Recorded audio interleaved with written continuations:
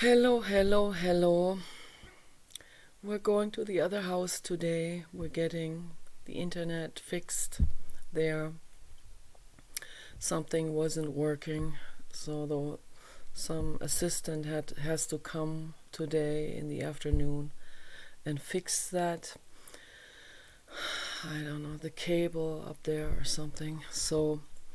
But I want to talk about the chipmunk.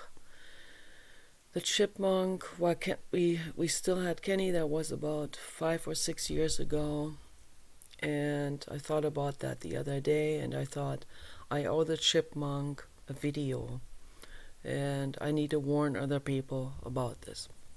So we had a husband and wife chipmunk. They're about this small, like they're like a hamster. Look a little bit like a hamster, but they have a long tail. They look more like a squirrel, but the size of a hamster. And they used to come here. We were feeding them with sunflower seeds. That was very cute, watching them on the balcony. And he even came out there on that side of the house, and I talked to him, and he would sometimes sit on the fence and look at me. Sometimes I saw his shadow in the garage walking by, and then he would stop, and then I see him sitting there. And that's a very significant soul, that Father Chipmunk. So probably have met him before in past incarnations when he was a human or a different animal. People don't believe that. But what happened was, it was during a summertime, and we had a large blue bucket out there, and I had just found out about diatomaceous earth, and I put the diatomaceous earth into the blue bucket with the water to give Kenny the diatomaceous earth, but then realized this is not a good idea to give diatomaceous earth in the water, because it makes the water very murky. You can't see into it. You don't know what's going on. And that's why I did not see the chipmunk in the bucket for like a week or two. And Kenny had been drinking that water with the corpse in the bucket, and it's all horrific, absolutely horrific. But whether the water is murky or clear, either way, if the bucket, Kenny drank half of the bucket water, and then the bucket was like, I don't know, 1.5 feet tall, and then the water was somewhere in the middle, the water table. And that's too far for a chipmunk or little animal falling in there to come back out, to climb back out. They can't climb out. It's just a completely vertical side. So, and too far for them to jump, particularly too far to jump out of water, out of floating in water. It's impossible. The water drags them down and everything. So at some point that chipmunk must have been thirsty. He got up on the rim of the bucket. He plunged into the water, and then he could not get back out, and he must have been in total despair. And it's absolutely horrific. It's absolute horror, and it bothers me to this day, and it will bother me for the rest of my life. And nobody there around at that moment. No one there to see him or to help him. Horrific, absolutely horrific. But it was a very, very harsh learning experience for me. And that's why I must make this video, to warn other people about this. I heard of other terrible stories similar like this, where animals have fallen into basins and they couldn't get back out. And I also have another story from Germany that I will talk about it later. But a good ending, but this one had a bad ending, and the worst part is that the chipmunk was probably suffering for a long time before he drowned in total exhaustion. So this should never ever happen, something like this. We need to have, if we have open standing water, that should be only in containers that are like not more than 3 inches deep.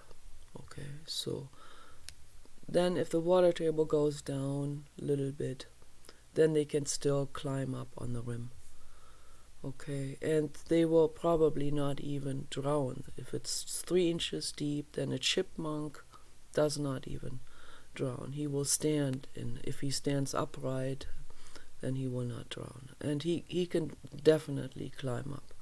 He can definitely still push himself up from the bottom. His feet and butt are still on the bottom, and he can push himself up with that and get up on the rim.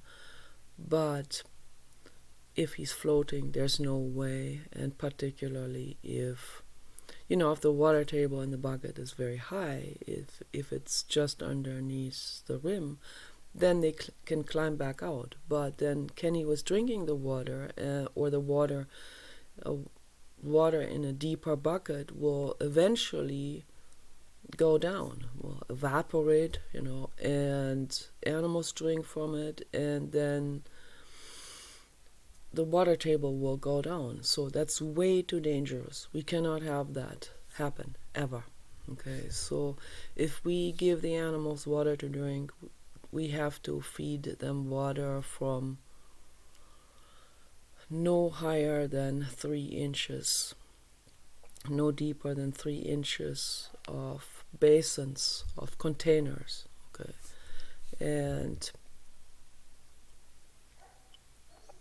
and then we also have to change the water a lot, and sometimes mosquito larvae will build up in it, and you can see them. They will swim around. They're about this long, and they look like mosquitoes, but they're aquatic. They swim, and they make these sudden movements like this, and you can see them. And when you see mosquito larvae in water, you have to definitely turn it over and wash them out and put new water in it. We don't want mosquitoes to build up and then come in swarms after the animals and us, and it's not good. We have a kiddie pool out there. We got that for the papa dog. That kiddie pool is about this deep. That's about 5 or 6 inches deep, or maybe 7 inches deep. But that's why I put a cinder block in there. That's the main reason why I put a large cinder block in there. That's a cement block for building that has 2 holes in it, and it is very porous. The material, the cement material, very porous on the outside, so any animal can easily grab onto that and climb on that. If the water table goes lower, then they climb onto that cinder block, and from the cinder block they can climb up onto the rim and get out onto the lawn. So it's very important to do it that way. So that's a harsh learning experience, and I'm infinitely sorry for the rest of my life, forever, for that papa chipmunk drowning. Absolutely horrific. I want to also tell a positive story from Germany. I was 24, I think 23 or 24, and I was with my crazy boyfriend Norbert. He was schizophrenic. very, very difficult phase in my life, very harsh learning phase in my life. But he had a good heart, and I mean he was drowned with so much pain, but he had a good heart underneath. And one time, he always liked to venture out and go for long walks or take a train, and I was never into this, but he dragged me along. One time we took a train way out there into the rural area. And in Germany they have these vacation gardens where a lot of people, they live in very industrial areas, in high-rise buildings, and they miss nature, so they will buy themselves a small garden, not even as big as a yard. Like that those gardens, they're like, I don't know, they're like a quarter of an acre or maybe even less. And they have a little hut on it, and they go there for the weekends. They grow themselves some vegetables there, and it's kind of cute. And they keep those very nicely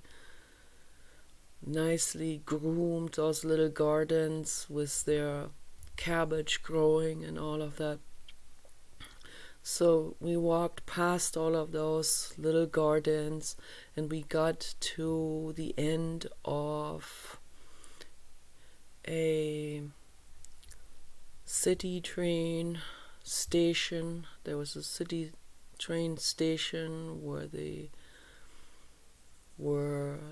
driver will leave and go home, and they had this swimming pool there in the middle of that parking lot. And in the middle of that swimming pool was a fountain, I guess for decoration purposes. Made really no sense. And we walked near that swimming pool, and I hear this hissing. Then I see an animal swimming in circles in that pool. And I look closer, there's a hedgehog swimming, and he can't get out. Because the sides of that swimming pool also, it's a very unnatural thing, a swimming pool in the middle of nowhere there, with slick sides and made with tiles, and then it's not a natural pool. It doesn't have natural material that are like in nature. A pool would be muddy, a pool would have rocks for animals to climb up on, but a synthetic pool like this is very unnatural, and the animals slide off, and they just can't climb up on the side. And that's what happened with that hedgehog. I have no idea how long that hedgehog had been swimming in circles trying to get out. So I saw this situation, and I was ready to go into that pool. It wasn't even summertime. It was like, I don't know, it was autumn, it was fall, it was like maybe 60 degrees. Not warm enough to go into water, but I was willing to do it for that hedgehog. And Paul had a bag from Peru that a Peruvian family gave him. And I said, take your stuff out of that bag. I'm going to hold the bag over there to see maybe the hedgehog will climb up onto that Peruvian bag. And the hedgehog understood the situation, and he understood that we care. The hedgehogs are actually tame. They like people. And he climbed up onto that Peruvian bag, and I took him out like I took my guinea pigs. He was the same size as my guinea pigs. and I wrapped the bag around him and I held him like a baby on my chest, and he was so incredibly relieved. A very large hedgehog with a very cute leathery nose and similar nose to opossums, but more cartoonish even, and very, very cute. And his needles were flattened onto his body. He was not afraid. When they're afraid, the needles stand up. The hair stands up on end, literally, and that is the same mechanism that we have, but they have needles, and those needles protect them when they feel threatened. But he was completely relaxed, and he was exhausted, and he was so infinitely grateful to me to rescue him. And then we walked for a few miles past those little gardens, and then I saw one garden. They had a whole bunch of really nice cabbage and salad, head lettuce growing there. And I thought, okay, this is the perfect place for the hedgehog. I leaned over that fence and I lowered him down on that bag into that garden and let him walk into those vegetables. And I hope that the people appreciate him. I hope that they accepted that hedgehog,